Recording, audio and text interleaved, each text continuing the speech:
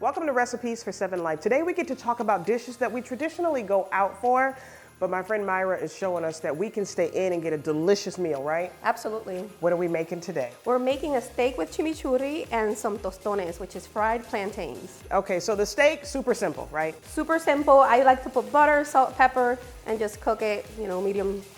Let it go. Yeah, let it go. All right, so let's talk about this chimichurri. How are we doing The chimichurri is just parsley and seasonings and garlic, a little bit of red wine vinegar. And that's it. You just put it in a food processor and put it on top of anything you like. Okay, now you put it on top of my steak, which I'm going to try in a second, Yes. but can you mention just a couple of the seasonings? Yeah, so there's garlic, red pepper, oregano, which is kind of the star, along with the parsley, and that's it, salt and pepper. All right, and what else? lime.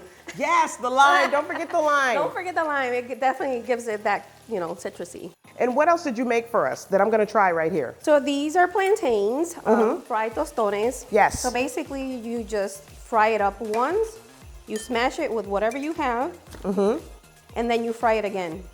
And how long are you frying it? Oh my gosh, this chimichurri is fabulous. You fry it for just a couple of minutes each way.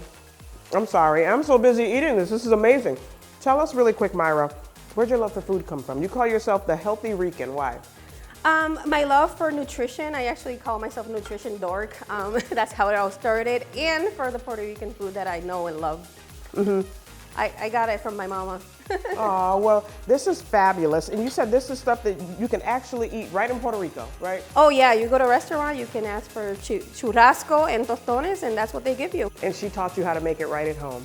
Thank you so much. Head over to wkbw.com/7life and get the recipe to all of this. This is fabulous. Thank you. Thank you.